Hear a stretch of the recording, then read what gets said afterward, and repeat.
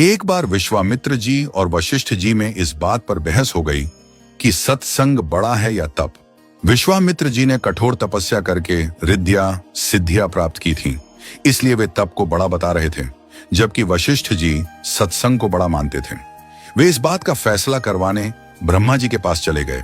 उनकी बात सुनकर ब्रह्मा जी ने कहा, मैं सृष्टि की रचना करने में व्यस्त हूं, आप विष्णु जी के पास जाइए, वे आपका फैसला अवश्य कर देंगे।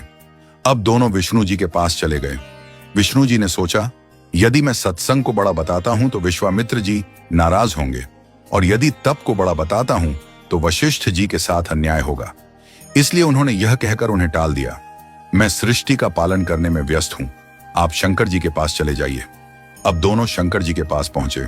शंकर जी ने कहा, यह मेरे वश की बात नहीं है, इसका फैसला तो शेषनाग जी कर सकते हैं। अब दोनों शेषनाग जी के पास गए।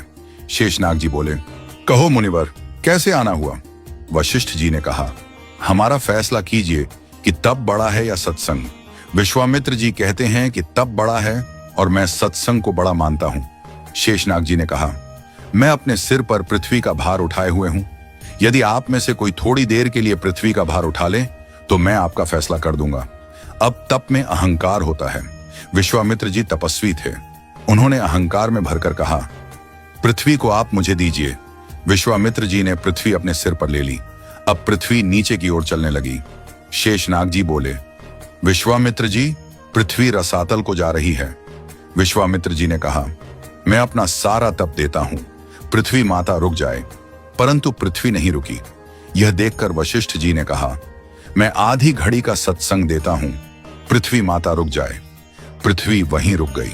शेषनाग जी ने पृथ्वी को अपने सिर पर लिया और बोले, अब आप लोग जा सकते हैं। विश्वामित्र जी बोले, लेकिन हमारी बात का फैसला तो हुआ नहीं है। शेषनाग जी मुस्कुराते हुए बोले, फैसला तो हो चुका है।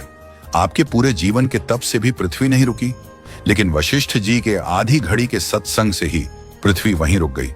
इससे सिद्ध होता है कि तप से सत्संग ही बड़ा होता है। हमें नियमित रूप से सत्संग सुनना चाहिए। जब भी कहीं सत्संग हो, उसे सुने और उस पर अमल करें।